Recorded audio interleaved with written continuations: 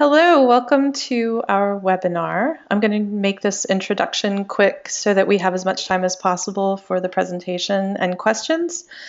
Our webinar is called Understanding the Term Coagulopathy in Vascular Anomalies, an Oncologist Vascular Anomalists Approach.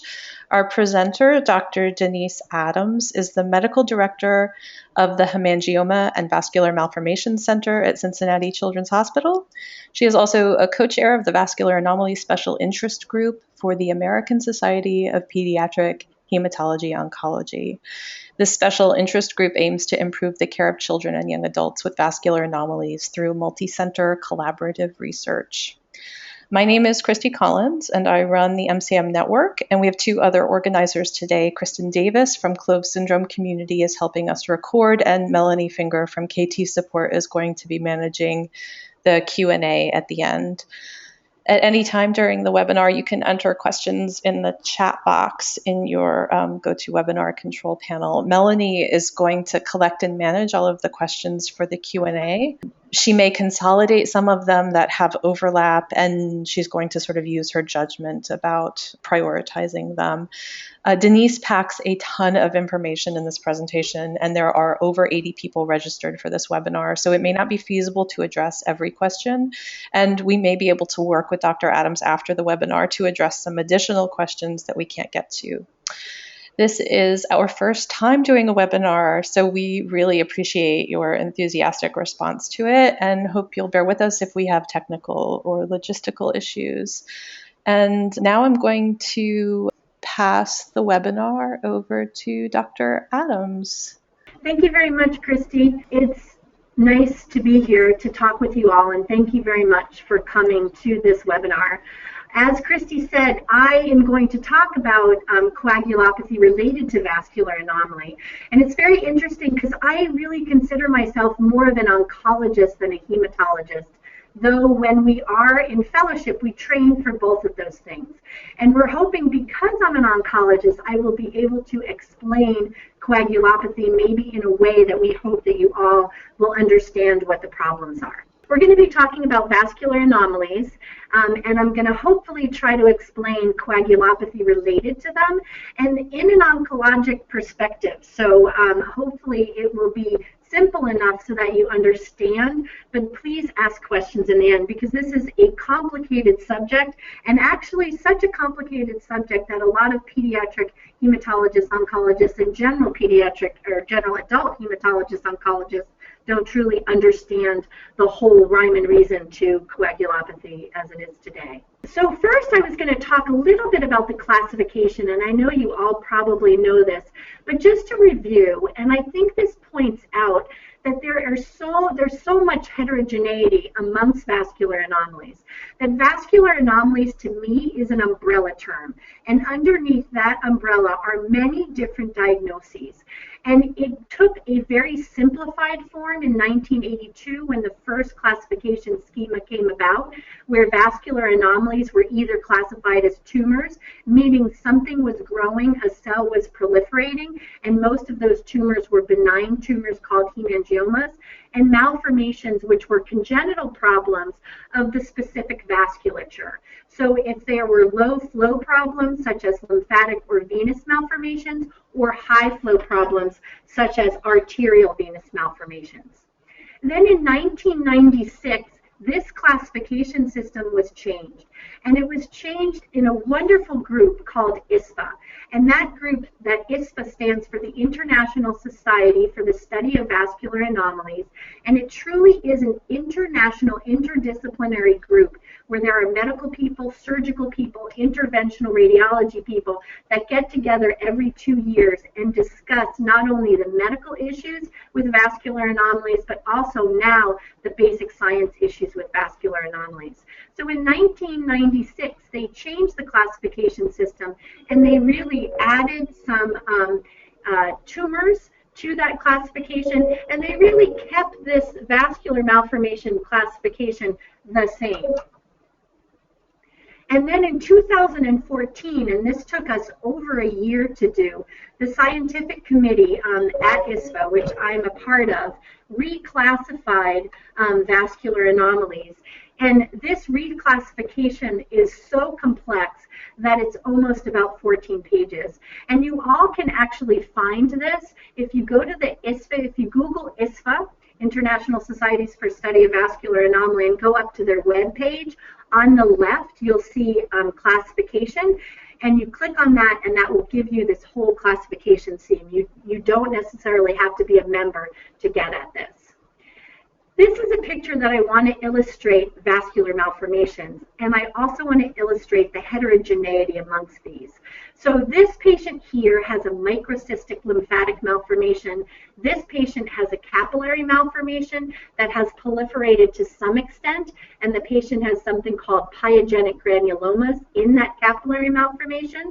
This patient has multiple venous malformations that you actually can see underneath the skin here, but the venous malformations are not only in the subcutaneous tissue, but they're also deep in organs.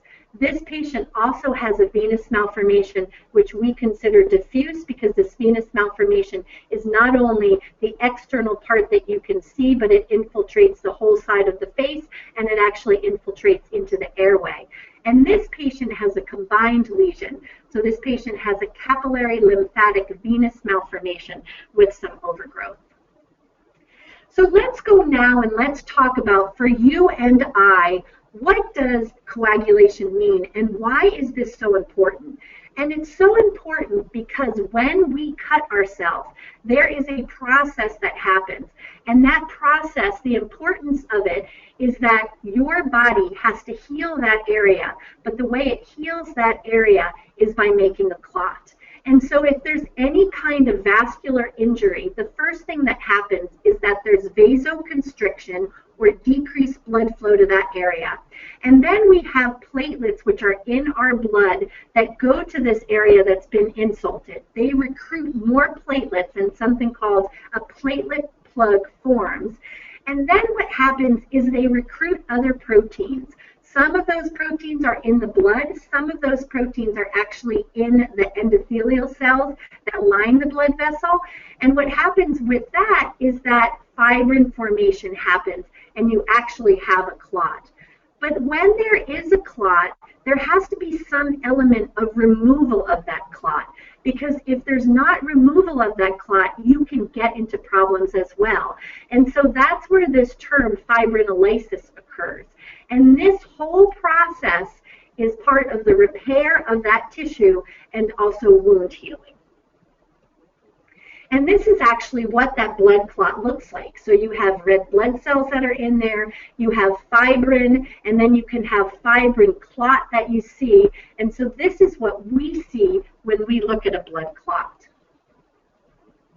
So when we talk about coagulopathy, we talk about two sides to coagulopathy. We talk about hemostasis, which is the control of bleeding, and then we talk about thrombosis. And what happens with hemostasis is this truly is when you have an insult, you have to stop the bleeding that's happening. So there needs to be a cessation of the blood flow. This involves not only the platelets and the proteins that are circulating through your blood, but it also involves the blood vessel. So not only sort of the muscle and the structure of the blood vessel, but it also involves the cells and recruitment of other structures from the blood vessel. And then we talk about the other side of coagulopathy, which is thrombosis. And that is the regulation of the blood clot. So we have clot that forms. This clot needs to be remodeled as the tissue repairs. There needs to be continual formation of the clot. And then when the clot is done and the healing begins, there has to be some resolution of the clot. And this too is dependent on blood flow. It's also dependent on platelet response. And this too is also dependent on the blood vessel wall. So I do not put this picture up to make sure that you know about it or you're educated about it, because it's very complicated. I put this picture up of the coagulation cascade so you can see almost how crazy it is. So we have a lot of factors that you can see here on this side of the diagram. A lot of these are proteins that are needed to initiate clot formation. And this can go down, these are those factors we talked about. Some of them are in the blood, some of them are in the endothelial cell. And they promote thrombin, which is what promotes basically the clot to occur. But you also have another side to this clot formation, and this is the proteins that you see on this side and also on this side, that when that clot forms, you have to get rid of the clot. And as you can see, the factors that get rid of the clot and the factors that make the clot are all intertwined. So if you have a problem with this system, it can affect this system. If you have a problem with this system, it can affect the other side of the system. And that is really, really important, because you can have bleeding and clotting at the same time in certain instances. This is another picture which talks about what are the things that are important for thrombosis, important for that clot to form. And you see there are altered coagulation, so altered proteins that affect thrombosis. There are altered what we call fibrinolysis, and those are other proteins that lyse or destroy the clot. You can see that platelets are involved just as much as platelets are involved in making a clot. Platelets are also involved if there's a problem with them in propitiating or continuing the clot formation. Because if you have a platelet disorder, you might be at an increased risk for blood clotting. And then we talked about the importance of the cell and what are the factors that that cell regulates. And that's important as well to bleeding, but it's also important to clotting. So what is our problem as a vascular anomalist? Well, people who have vascular anomalies, they can bleed, but then they also can clot, because you actually have a problem with a lot of those things. And we're going to talk about this a little bit later. So when I talk to people, when I talk to my peers about coagulopathy in vascular anomalies, this is what they look at when I tell them certain things that I want to do, and this is what happens when they're actually covering for me, because they are very confused at why some diagnosis can have a tendency to bleed but also have a tendency to clot. And I think it confuses even hematologists. And I hope that that helps you, because, you know, you're having a hard time figuring out sort of what you should do and what treatments you should have. But I can tell you that there are a lot of other hematologists and oncologists out there which don't truly understand what the pathophysiology is of these clotting with vascular anomalies. So what happens? What happens with vascular anomalies, and what actually happens in a normal clotting system? So there was physician called Dr. Virchow many years ago, and there's a triad called Virchow's Triad, and this is truly responsible and important in coagulopathy. And the three things are vessel injury, blood flow, and the blood composition. So if you have a problem with your vessel, you might have an increased risk to not only bleed but also to clot. Again, because when you have an injury to the vessel, or when you have gaps in between the cells, those platelets, those other clotting factors are going to want to go to that area to repair it. And when you have a venous malformation, or when you even have a capillary lymphatic venous malformation, whatever kind of vessel it is, if you look at it under the microscope and then you have a normal vessel right next to it, it looks different. A normal vessel has a cell wall. A normal vessel has other tissue and substance that makes up that wall, such as muscle. And then a normal vessel also has nice tightly joined endothelial cells that almost form a chain that line these blood vessels. Versus a vascular malformation that might actually have a layer of muscle that's normal, but then it might not have a layer of muscle that's normal. And in another place, it might not even have any muscle. And the endothelial cells are the same way. That nice chain that lines the vessels might not be there. So you might have two cells that are lined up next to each other and a gap. And so what that causes is when you have a vascular anomaly and you have blood flowing through it, those platelets and those other substances are going to go to that area and want to improve it, want to repair it. And what happens too is when you have a vessel that's anomalous, the flow might be very slow through that vessel. And what that does is it leads really more time for those proteins to get sticky and to go to that area that needs to be repaired. So you have a problem with the vessel not being normal, a problem with really the flow not being normal, and then the blood composition with the proteins and the platelets sticking to that area makes that vascular anomaly susceptible not only to bleeding but also to clotting. So again, the etiology of the coagulopathy and vascular anomalies is multifactorial. It has a lot to do with that triad, as I just explained. You have an abnormal vessel, you have abnormal blood flow, and you have activation of the blood composition, the proteins that are in your blood. Again, the endothelial lining is not normal, the size of the vessel is not normal, the flow isn't normal, and what this creates is something that actually John Mulliken coined as a localized intravascular coagulopathy. So if you take a needle and if you directly go into the vascular malformation, such as what they do with sclerotherapy, and if you were to test that blood for factors, so for D-dimers, for other clotting factors, they would be abnormal, that are right inside the vascular anomaly. For some people, if you check the blood away, so in your general circulation, so if you do a blood draw, you might have completely normal laboratory evaluations. Other people might have really significant D-dimers. Other people might have high D-dimers, or they might have low fibrinogen. So again, going back to the heterogeneity of vascular anomalies, there's heterogeneity of the coagulopathy that's associated with them.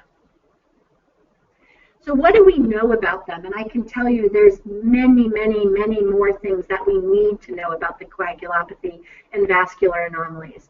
But we do know that certain vascular anomalies are at increased risk for hematological complications.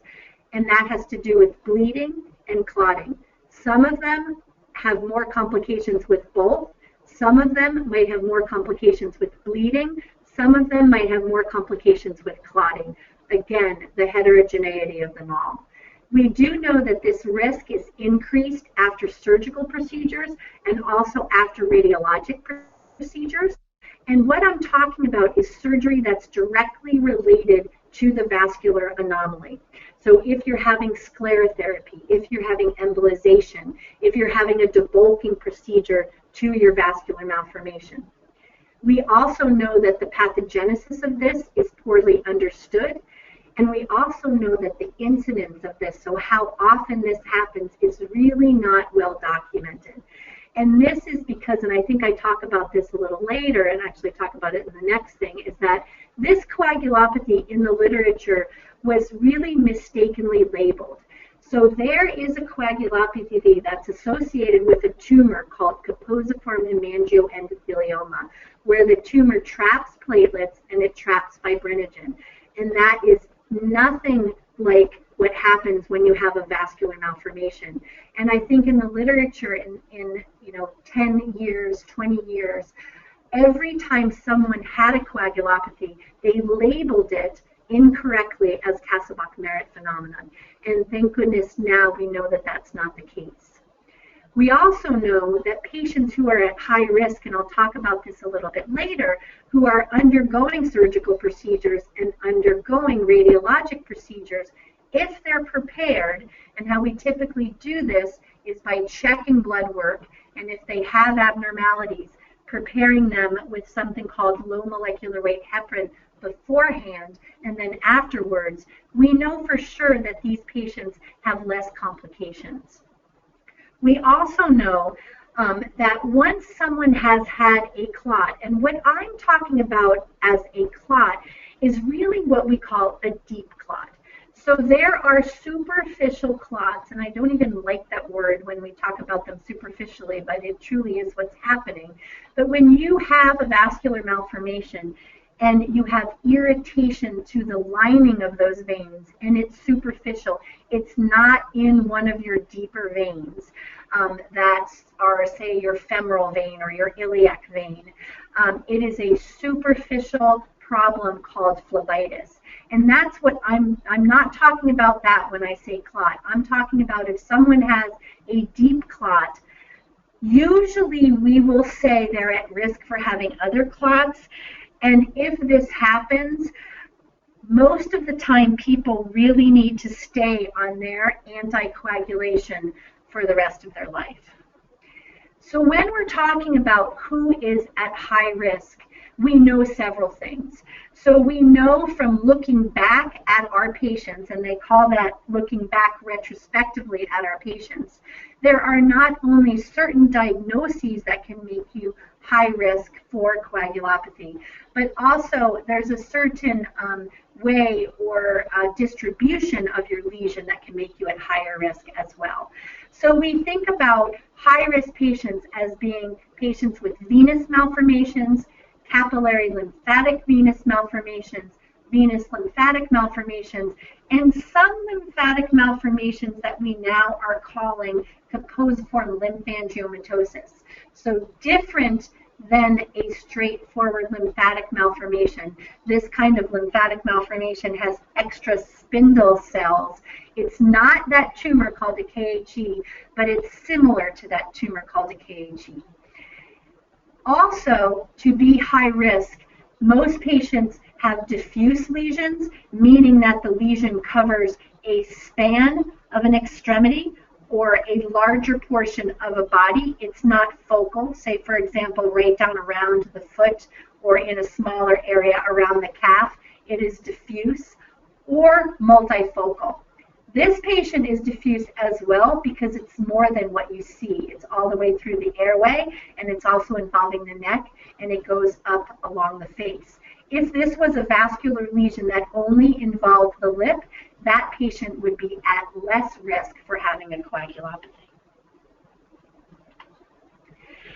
So we have found that there is also another risk that patients have, and that is something that we call venous ectasia. And I have to say that this is not defined as well as it probably should be. And I think several groups are working on really defining what exactly this means. So I have questions. What is ectasia? And ectasia means a dilation of a vein. Venous ectasia can happen actually when someone has varicose veins. Venous ectasia can happen when someone has had a clot and you have collaterals that form, so those are larger, more distended veins. But we're not quite sure, where do you make that cutoff point to say that someone has a risk for clotting or they do not have risk for clotting? And there are also certain disorders that can have what we call embryonic veins, so veins that really shouldn't be there in other people that can be very dilated and distended.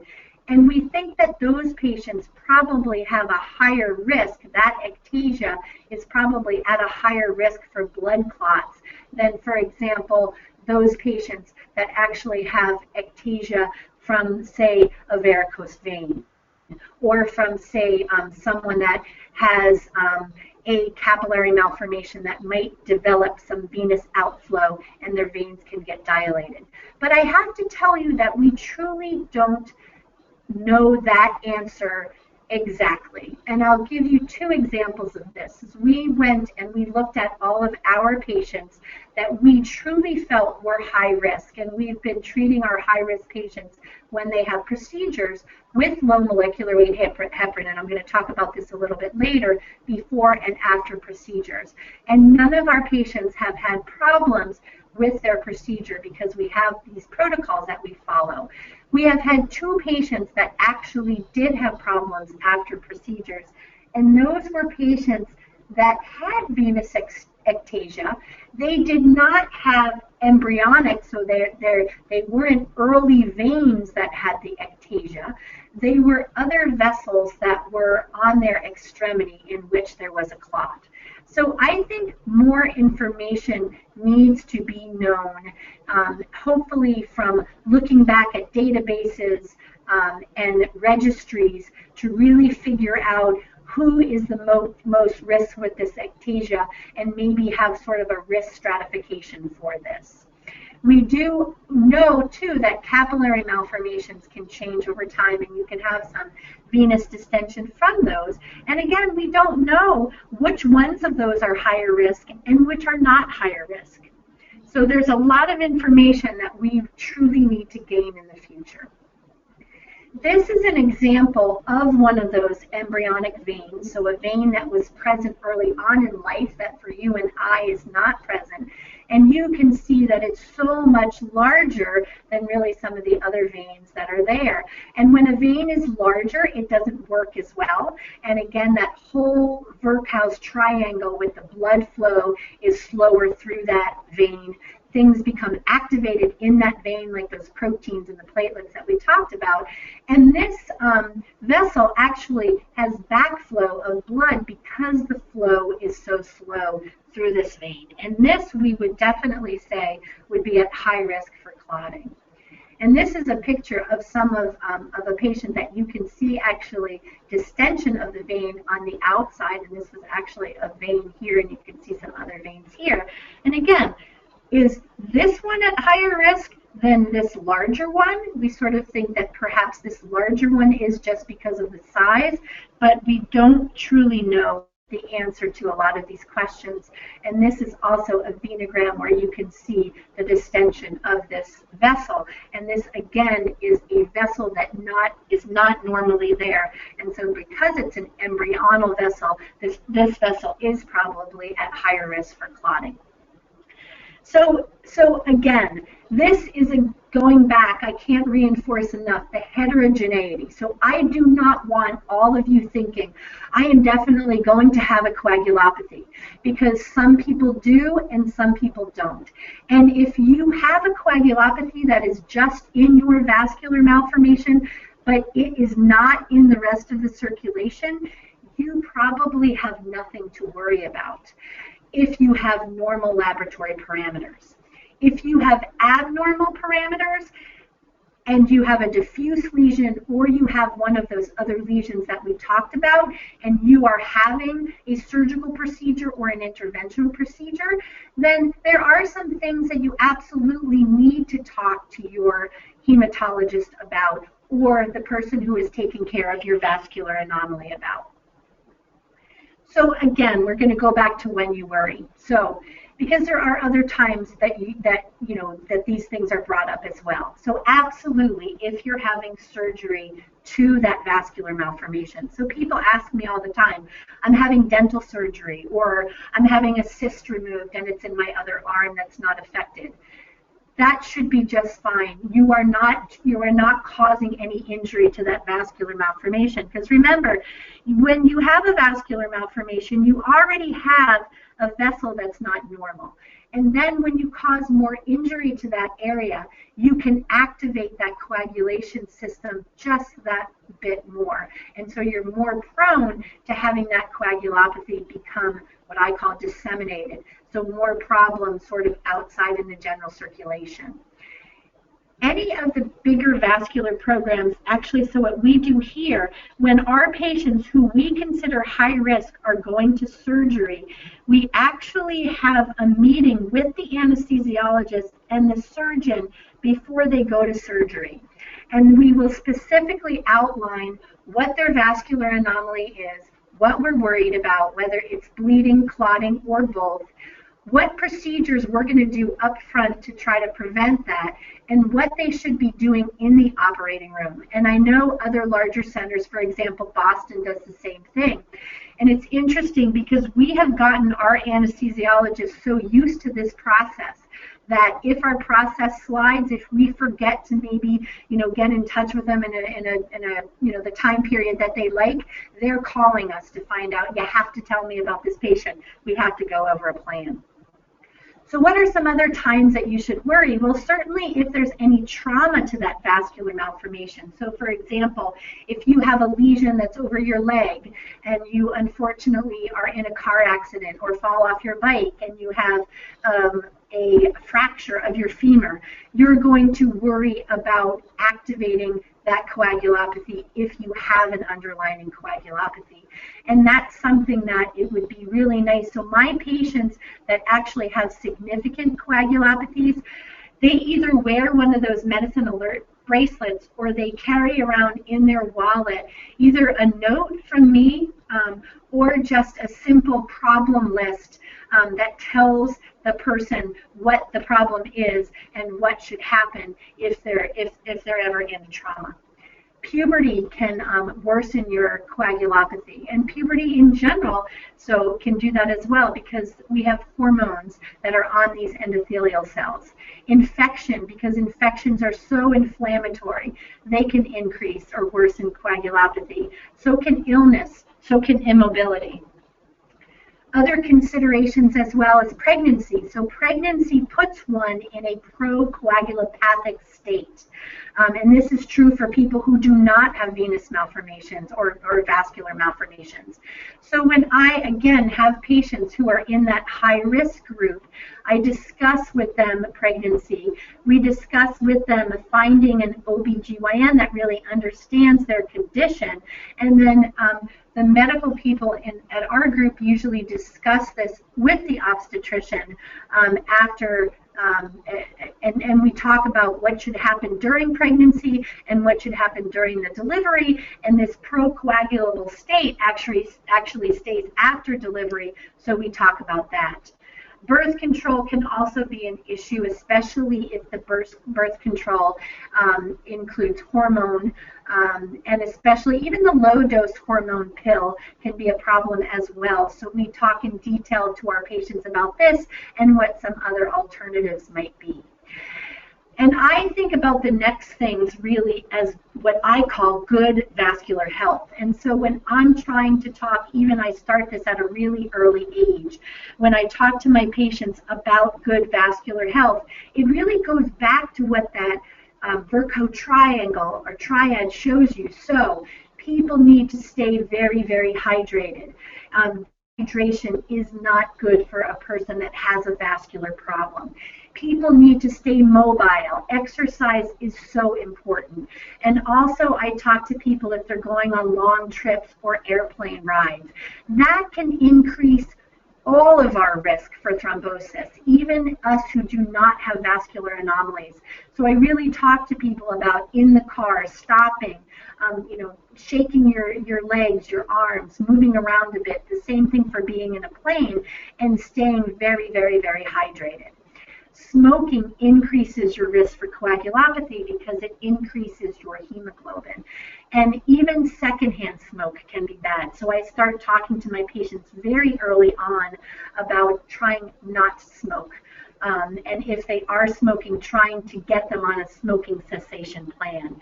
And we also talk about weight and triglycerides and all of those things. So it's part of really what I think of as good vessel health.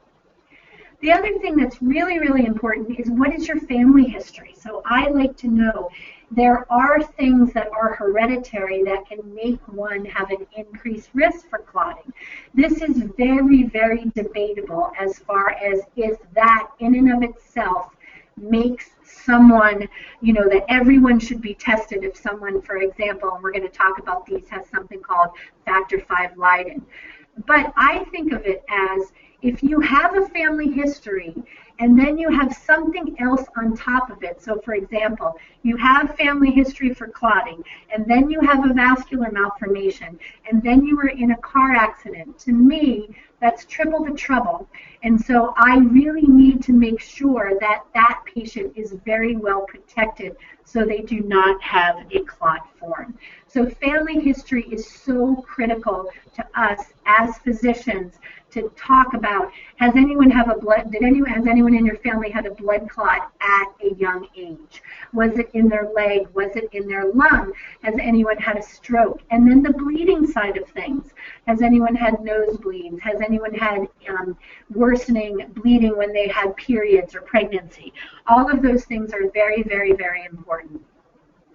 And so what is the management? So if someone has one of those high-risk lesions or the high-risk distribution or the ectasia, we do a analysis. Everyone really needs to be seen by a medical doctor or a hematologist that has experience with bleeding and clotting, because they need to ask those questions. They need to do the exam. They need to figure out sort of, is this patient going to have procedures in the future? Are they entering puberty? Are they not? Do they want to get pregnant? And I think people in that category need to really have a formal consult. There is medical management that we talked about, such as the low molecular weight heparin for someone that absolutely has a coagulopathy, that's done before and afterwards. This is not something that has been scientifically proven. This is something that most of the major places and even the smaller places will do for someone that has a really high D dimer or for someone that has a high D dimer and a low fibrinogen. And the group at the American Society of Peds/Hem/Onc is actually coming up with an algorithm for physicians for perioperative Lovenox or low molecular weight heparin, and also so this is for people who are having interventional procedures and people who are having surgical procedures. And then you also need to think about sort of being there and giving your anesthesiologists and surgeons support through that operation. So what things do we do? Well, we obviously want to do these. This first page is probably really the things that you need. So very important to do a blood count, and this is a complete blood count that's going to show us what your hemoglobin is, and it's going to show us what your platelet count is. And then when I talk about coag studies, these are probably the two coag studies that are the most important. A lot of times an anesthesiologist will ask for these, but a lot of times these are basically normal in our patients. Sometimes they can be elevated. But some of our patients can have normal fibrinogens, some of them can have lower than normal fibrinogens or low normal fibrinogens, and some of our patients can have normal D dimers or very high D dimers. Some of the other evaluations to consider, though we do not recommend this on everyone, and this is really based on one's family history, is there are some other antibodies that can make you at increased risk for clotting, and these are some of them. Lupus anticoagulant is probably something that maybe some of you have heard of, but those can make you at increased risk for blood clots. And then there's also levels of certain types of proteins, and some of those you saw on that really very busy figure that I showed you. And so these are, we call the thrombotic profile. And again, we don't do these on everyone. We do these, again, after we've examined a patient, after we sort of figure out what the risk category is that that patient's in, and after we've talked about family history. And then these are the genetic tendencies that one can have to make them at increased risk for clotting. And factor V Leiden is probably the one that people have heard about the most. Again, these are genetic tests. These can be tested at any time. Again, there's a lot of debate amongst hematologists as far as if you have a family history, whether someone should be checked or not for this. And if anyone has any questions, I can talk about this a bit with you. So what are the medical treatments that are out there in the literature? And there are several medical treatments, and fortunately there are newer treatments that are coming about, which I'm hoping that are out for adults, but really are not out, haven't been used in any pediatric trials, though there are some pediatric trials now. So what about aspirin? Well, aspirin is used for many things. So aspirin is used by people that have a tendency to perhaps have coronary artery disease. And aspirin is an antiplatelet agent. And as I told you, that the first thing that really goes to injury is platelets. And for people who have coronary artery disease that have sticky coronary arteries, platelets are going to be the first thing that goes to that area that's not normal. And so antiplatelet drugs are very good for that. There was a study that came about looking, and we typically in the past thought of aspirin really related to arteries, but there was a study that came out looking at deep venous thrombosis, and it actually looked at probably the benefit of aspirin in those as well. The unfortunate thing is, and I've always wondered this, is there's never in vascular anomalies been any sort of study which has looked at either patients that take aspirin or don't take aspirin. And I think that would be a nice thing to look at. Sometimes aspirin for other kinds of vascular tumors is important when people have pain, because we think that the pain is due sometimes to those, when I was talking about those superficial clots, the phlebitis, and I think that aspirin helps that. And I don't know if it would help people who have vascular malformations. I certainly have used it in some of my malformations, and really, again, not done scientifically. Some people think that it helps, and some people don't think that it helps. Low molecular weight heparin is an anti-10A inhibitor, and this is probably one of the better drugs that we have specifically related to patients with vascular malformations, because it truly seems to help right at that level of the vascular malformation that's injured. And a lot of other hematologists, oncologists thought that I was crazy when I had someone, for example, that had a vascular malformation that was bleeding, or when I had to get someone prepared for surgery, and they said, I don't understand why you're giving this patient Lovenox, because that will cause bleeding in the patient. And for our patients, it actually helps with that, because what happens is when you have someone that has an activated area where you have clot formation and you're trying to get rid of that clot, you actually can have an overall decrease in your fibrinogen, and for some patients you can also have a decrease in your platelets in that area. And by giving Lovenox, it helps decrease that process that's happening. And so you actually increase your fibrinogen, and you can see an increase in the platelet count as well. And it also decreases your D-dimer. So when that all is happening, D-dimer actually, in a very simplified way, is a measurement of that process that's going on. And so Lovenox has been shown to decrease that as well. The other medicine, which I don't have on here, which has been shown to help with that coagulopathy, is the medicine that I've talked about at other meetings called rapamycin or sirolimus.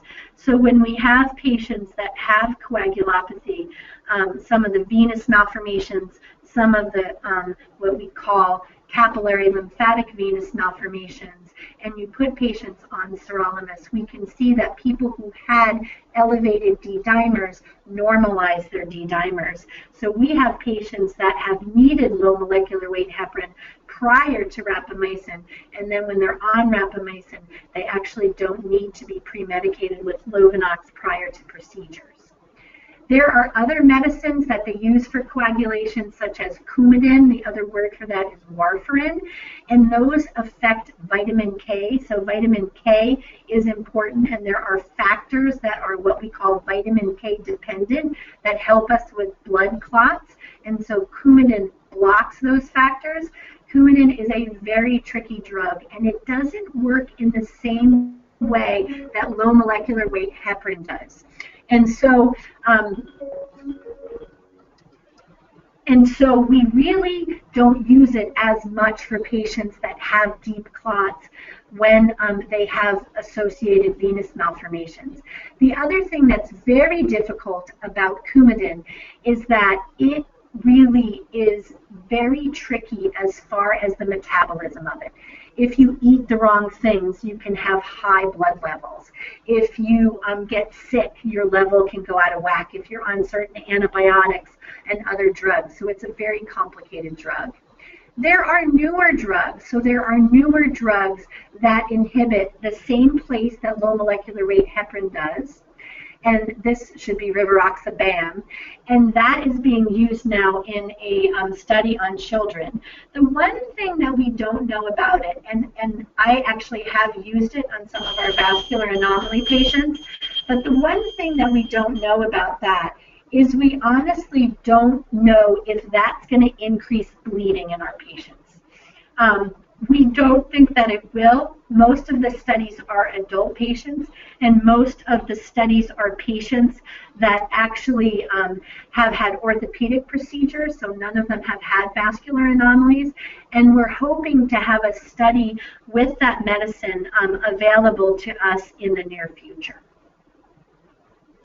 This, again, very complicated schema that we talked about before, all of those factors that help you have a blood clot, and this talks about where these drugs block these areas so that you can not have propagation of the blood clot. So I think a lot of people think of these medicines as blood thinners, and they're not really technically blood thinners. When you have a clot, the clot will eventually get better on its own, but what these medicines do is they prevent more clot from forming. So they don't actually thin the blood, they just prevent more clot from forming. We talked a little bit about low molecular weight heparin. We talked about how when patients do have a high risk for coagulopathy, it's used prior to surgery or interventional procedures and then afterward. Low molecular weight heparin can also be used when people are having chronic pain from these malformations because it does help with the superficial phlebitis that these patients can get. And it also can help with people who really have the life-threatening thromboses. And unfortunately, a lot of those patients have to be on this for a long time. The downfall to low molecular weight heparin, and that's why we're very excited about these other agents, is that low molecular weight heparin is a shot. So it is a subcutaneous injection that has to be given once or twice a day. It does sting. I actually happen to have one of those prothrombotic conditions and a family history, and so I use low molecular weight heparin, for example, when I'm taking long plane rides, and I know it definitely does sting, and so that's really hard when you have someone who's young who might need to use it and might need to use it for a long extended period of time. Some people have raised the question of vena cava filters. So when do you use them and when do you not use them? And this is a picture of a filter that's in a vessel. And these vena cava filters can be temporary. So you can, if you're having a procedure done that the physicians that are doing the procedure might think that you're at very high risk for blood clots. And what we're talking about is when we talk about blood clots, the blood clots that you have in your legs can propagate. And when you have a blood clot, even that's in the leg, it can propagate up to your lungs, and it can cause something called a pulmonary embolism. And that's basically blood clots in your lungs. And when that happens, it can really distort the pathophysiology in your lungs, and it can be very detrimental. And you can actually die of a massive pulmonary embolism. So that's one thing that we don't want to happen. The other thing that can happen is if you have a blood clot that's in a deeper vein in your leg, like I said, the blood clot will eventually get better, but you might actually have the clot that sort of stays there and have collaterals form, so larger vessels. So we know this because patients who have been very sick after birth, so and in the neonatal intensive care unit, and have lines. So when you have a central line, so that's actually an IV line that goes into the deeper vessels in your leg or in other areas, they can make you at higher risk for blood clots. And sometimes people don't even know they have blood clots. But later on, as they get older, they might have secondary effects of that clot. And those secondary effects might be swelling of the leg, like lymphedema, or they might be extra dilated vessels, almost like those ectatic vessels that are around the leg that can cause problems with pain because of phlebitis. And sometimes we worry about those vessels having clots as well. So if someone's having a procedure that the physicians think they're very high risk for clotting, they might want a vena cava filter to be put in to catch blood clots that might happen during that procedure. And that is put in for the procedure, and then it's taken out after the procedure. If patients have multiple blood clots that have occurred, it might be safer for that patient to have a filter that's placed in permanently. Most of the patients will need to be on, again, anticoagulation for the rest of their life when this filter is placed. There's some debate about that, but I think we all would say if someone has a clot from a vascular malformation and needs a filter, they would need to be on anticoagulation for the rest of their life. But this is as a secondary precaution to prevent clots from going other places like your lung.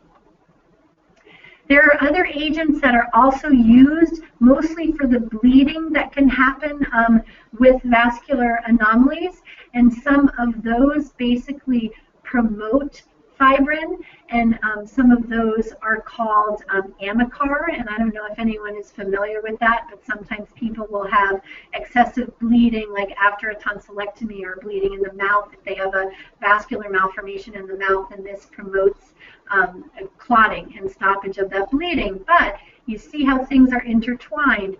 Those medicines, one of the side effects is they actually can really give you a significant clot. So you have to be careful with them. We talked a little bit about antiplatelet agents, and then there are some other agents that also can be used in the operating room if there is severe hemorrhage to stop the hemorrhage, and that's called Novo-7. But also, again, how things are intertwined, how stopping bleeding can also cause clotting. This medicine also, one of the side effects is that it can promote hemostasis or blood clots.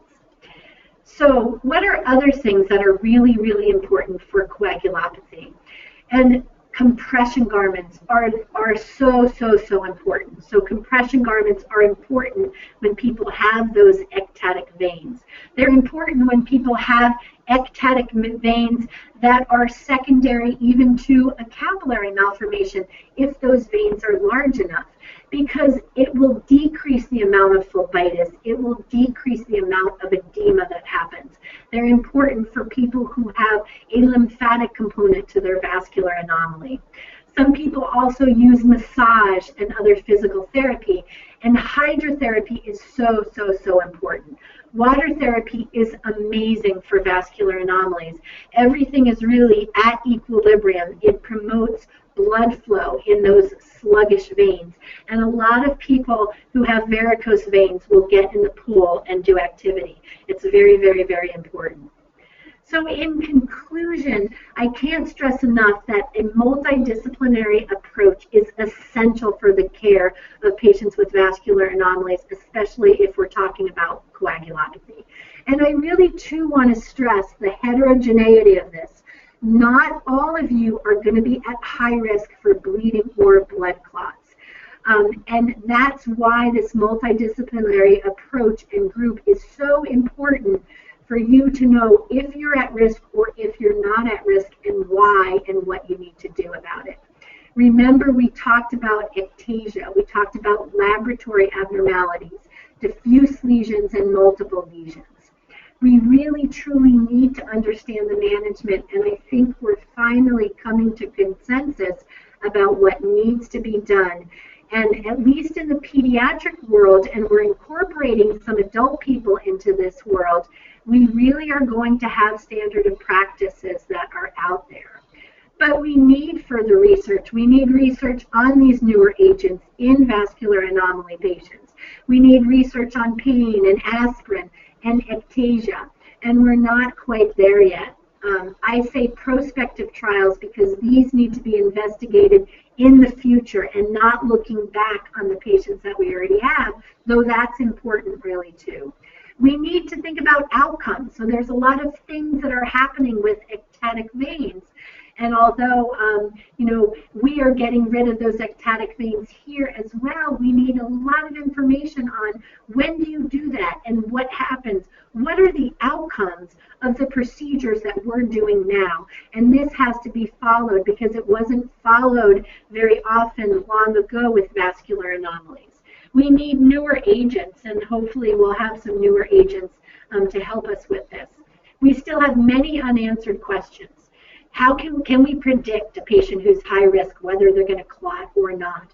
And what's the best treatment for these patients? I mean, can we have a little algorithm that talks about, who are the patients that should be on aspirin versus who are the patients that should be on other anticoagulants? Who are the patients who are going to bleed, and what should we do about that? What are other factors that involve? So even though that coagulation cascade that I showed you is so complicated, it is much more complicated than that.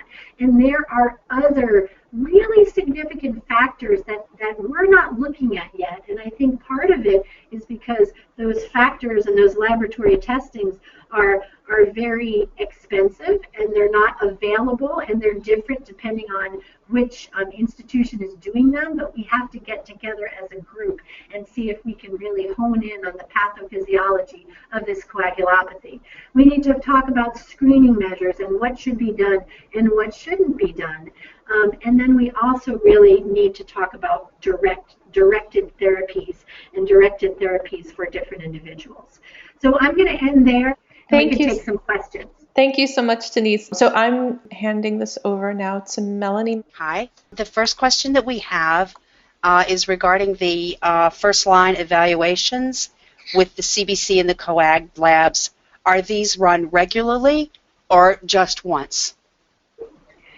So that's a very, very, very good question. And again, remember, they're not run on everyone.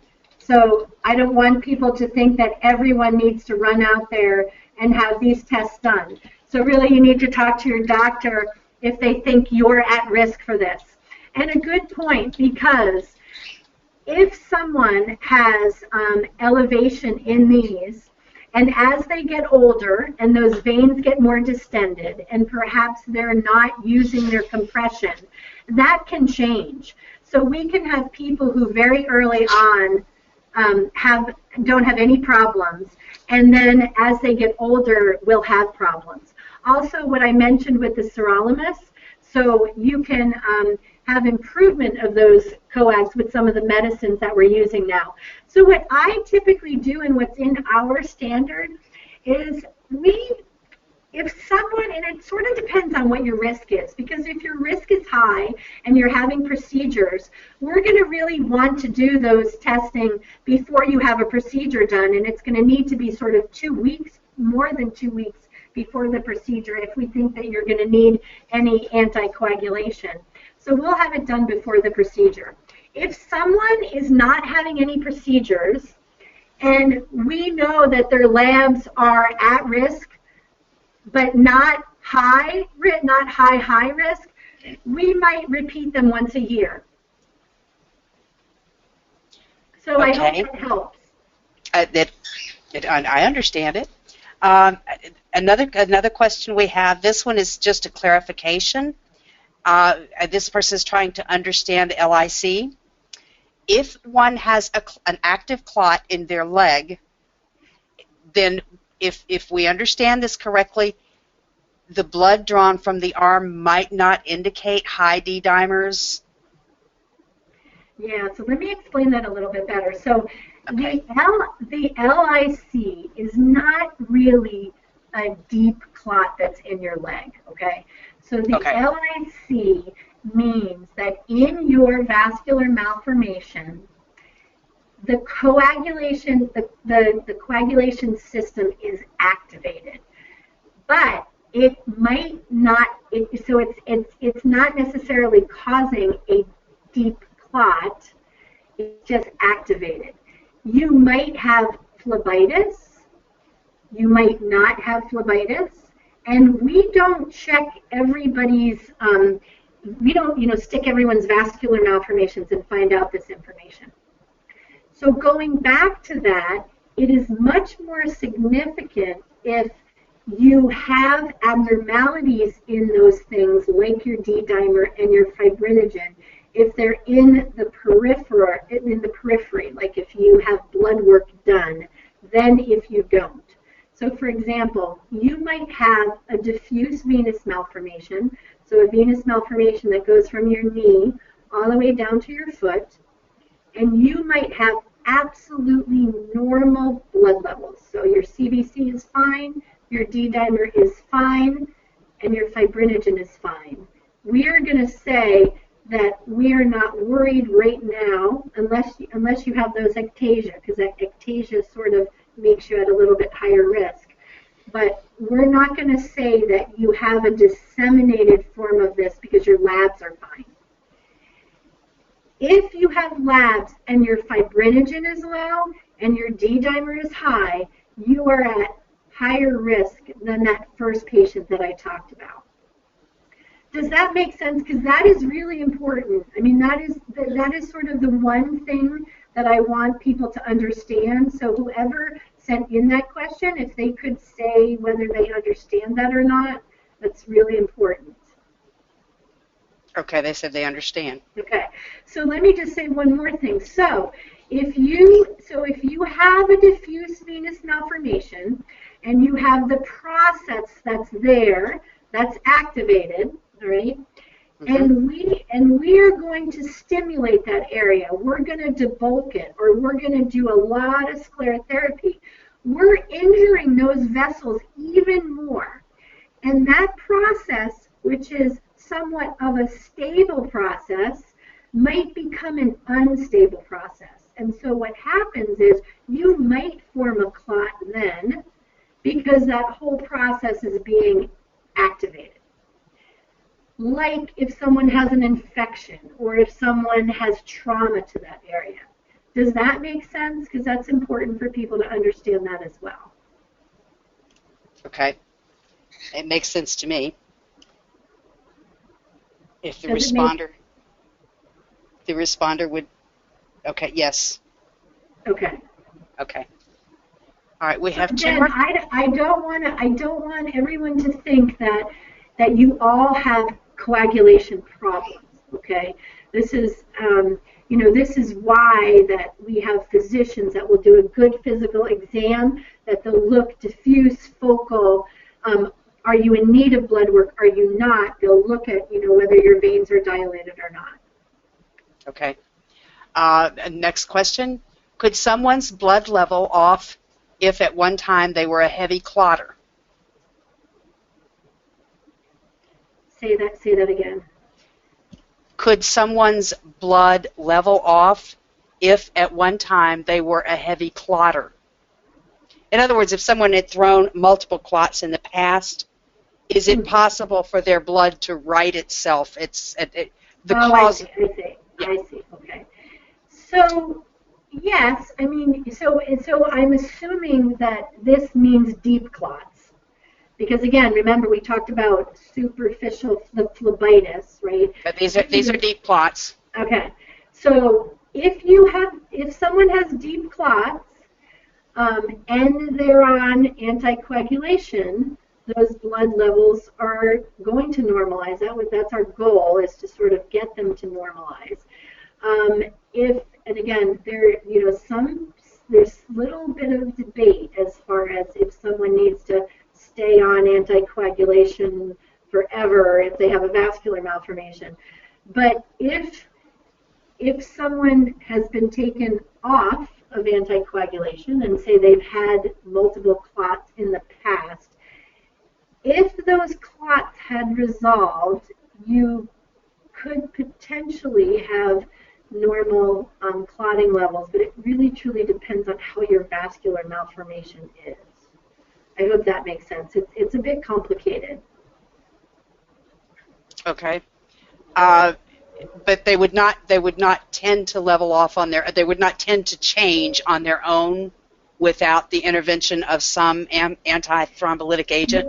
You know what? If someone has, so I'll go back to that. So So we talked about the neonate, so the child born who had, a central line in their femoral vein, right? So that's the vein that's in the leg.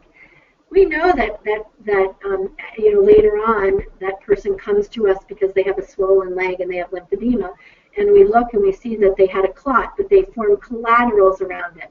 Now that patient has a normal D dimer, okay? Mm-hmm.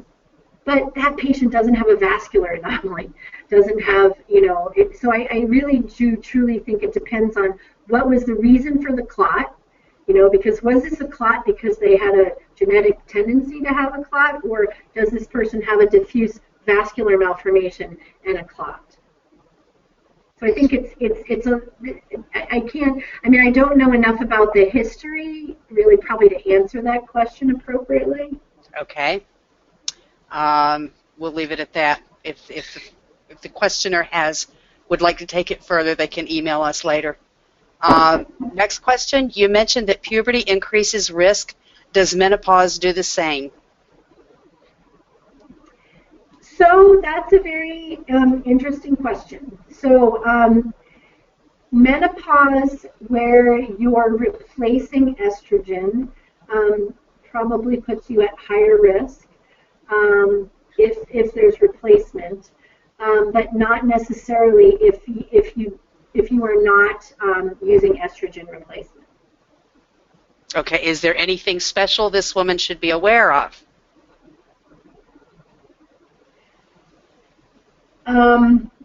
So I think, again, if as people get older, they do need to be aware of the fact that the veins are getting old too, and your vascular malformation is getting older, and so compression and all of those, what I again think about good vascular health, is going to be so much more important to that person versus someone else.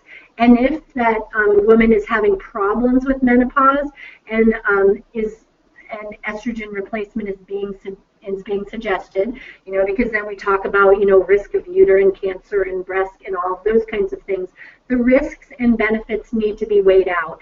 And so that would be very, very important for that patient to have a conversation with not only their gynecologist, but also with whoever is following that vascular malformation, so that you can properly weigh out the pros and cons to that. Okay.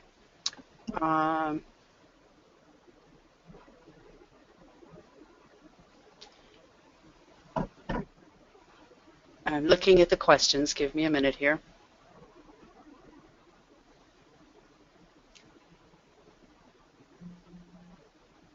A lot of questions about embryonic veins. Yeah. If you have embryonic veins, do they need to be treated? How do we determine risk versus treatment? So I'm gonna be really honest with you. I think there is so much more information that we need to know about that. So okay. I know that, and we're talking about it. All of the groups are talking about it. I believe in Boston they have had 2 patients with embryonic veins where they've had some incidents of significant clotting. And I think they feel very, very strongly that those need to be gotten rid of. And so when I say that, so what is the treatment for that? And I think it's different depending on where you are. So some people might use interventional procedure with coiling, where you go to the most proximal point of that vein and coil it. And what you're doing is you're basically creating a clot in that vein that you don't need, but by coiling the proximal end of it, you don't allow that clot to propensate, so to go up into the more general circulation. Some people are using something called radiofrequency ablation. I honestly think that we need to investigate all of this more. You need to be comfortable with where you're being treated. I know we talk about it amongst our groups all the time, and I think it really truly, I think ectasia is very important. I think that's clear, that ectasia is a risk factor. And I think that's something that's new. Can I tell you the best way to treat it? What I can tell you is, if that is recommended, you need to have that done at a place that knows what they're doing. And so I think that's how I'll do that. The only question, what is ectasia? So yes, clearly, if there is a vein that was an early vein that should not be there, and so that's what we call embryonic veins, and is ectatic, that is clearly a vein that probably shouldn't be there. But what about all of these other dilated veins that occur? You know, we see this in, again, people who have had clots, that have collateral vessels that form. We see this in KT patients that have the marginal vein or the vein of Serval. And we do know that some of those veins can have an increased risk of clotting. But you know what? We just don't have enough scientific information. So is it the size? Is it the type of vein? Is it where it is? I think all of those things have a role. And I think hopefully over the next year, we'll have some sort of standard of practice. So again, I go back to that. You need to be at a place that knows what they're doing about those things. Okay.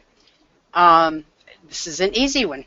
Is it true that some herbal or food remedies can help as blood thinners? For instance, garlic, ginger, or is there any other natural food that you're aware of that thins the blood?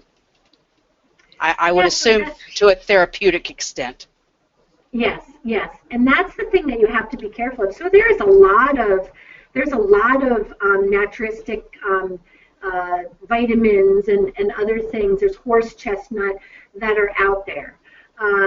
And what I tell, and again, a lot of those things, because they have anticoagulant properties or even prothrombotic properties, right? So properties that make you bleed, properties that make you clot, they can interfere with things like Coumadin and things like that. I always like to know what patients are on, and you know, I'm all for if it's helping them or not.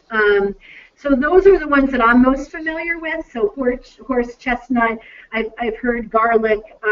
There actually is another one that I had never heard of before, which blocks the same area that the new rivaroxaban supposedly blocks. This one that a patient just brought me yesterday, and I haven't had time to look it up, but I'd be more than happy to share that with people.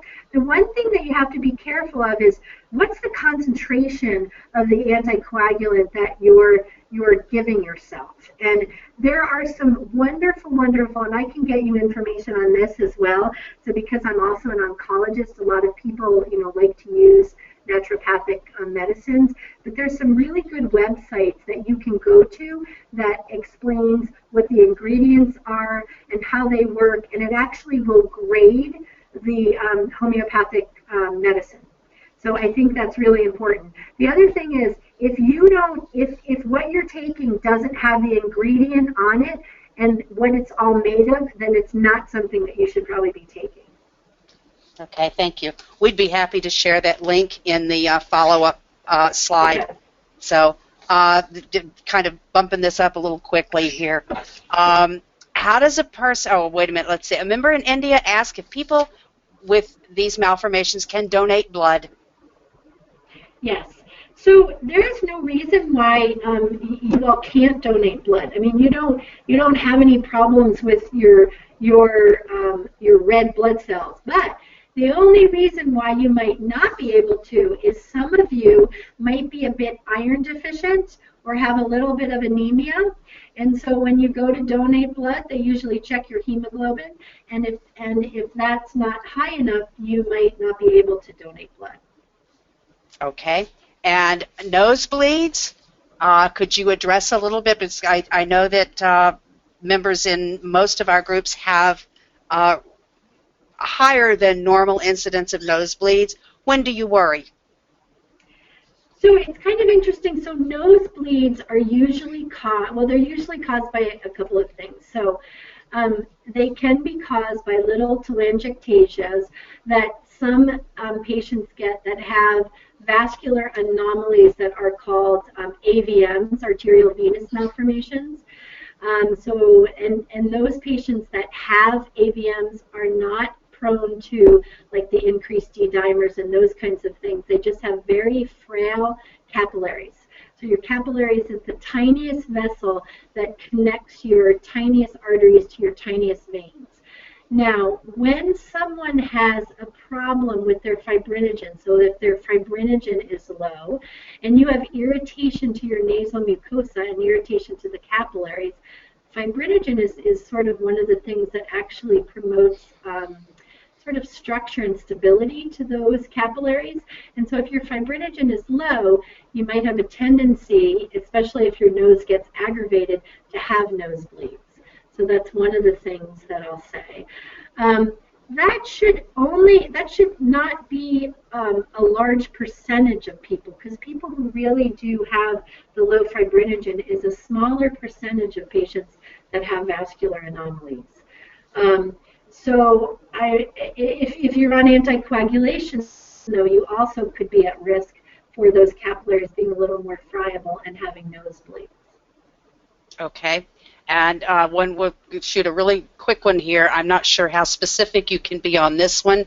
My 3-year-old had debulking surgery on his lymphatic malformation on his back, developed a large wound from the incision. It was healing fine until last week. The wound vac caused trauma and large swelling next to a tunnel in the wound. Could it be a blood clot causing the swelling? Yeah, so I doubt that it is a blood clot causing the swelling, particularly if your child only has a lymphatic malformation.